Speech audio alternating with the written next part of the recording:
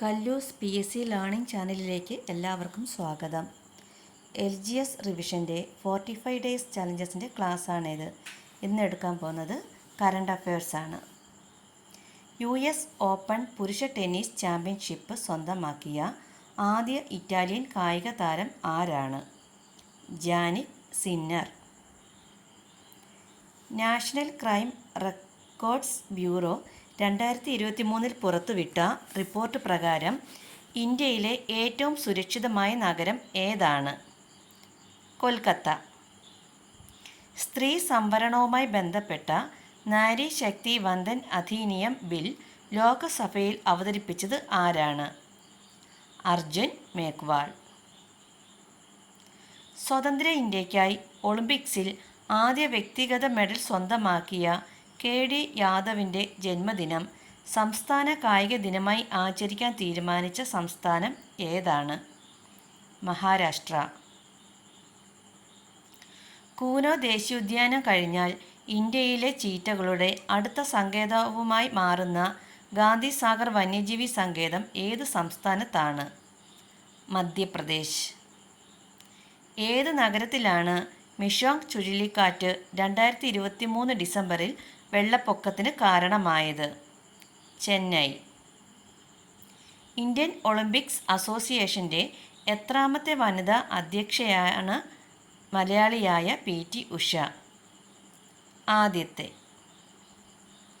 2023 സെപ്റ്റംബറിൽ കൽപ്പിത സർവകലാശാല പദവി നൽകിയത് ഏതിനാണ്? NCERT. 2018 പുലിറ്റ്സർ സമ്മാനം ലഭിച്ച ഏത് ഇന്ത്യൻ ഫോട്ടോ ജേർണലിസ്റ്റിനെ ആണ് 2021 താലിബാൻ തീവ്രവാദികൾ വധിച്ചത്? ഡാനിഷ് സിദ്ദീഖി.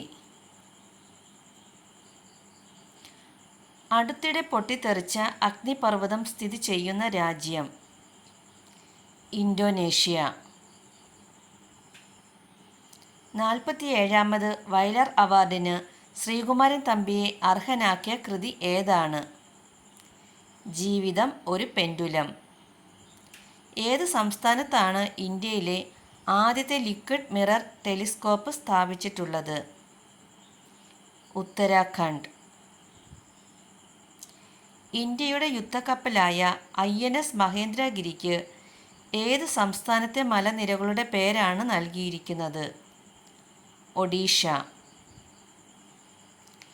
2026 ശൈത്യകാല ഒളിമ്പിക്സിന് വേദിയാകുന്ന രാജ്യം? ഇറ്റലി.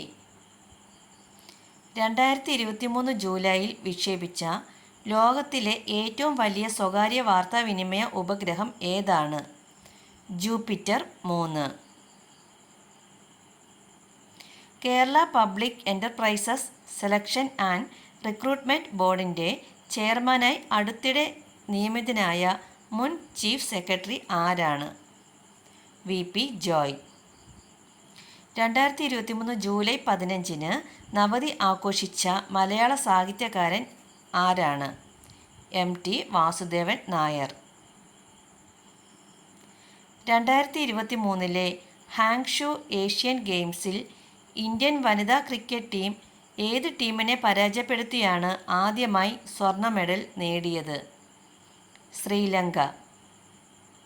2023 ഓഗസ്റ്റിൽ സർക്കാർ ജോലിയിൽ സ്ത്രീകൾക്ക് 35% സംവരണം പ്രഖ്യാപിച്ച ഇന്ത്യൻ സംസ്ഥാനം?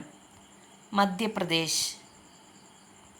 2022 സെപ്റ്റംബറിൽ വിരമിച്ച വനിതാ ഏകദിനത്തിൽ ഏറ്റവും കൂടുതൽ വിക്കറ്റുകൾ നേടിയ ഇന്ത്യൻ ഇതിഹാസ താരം?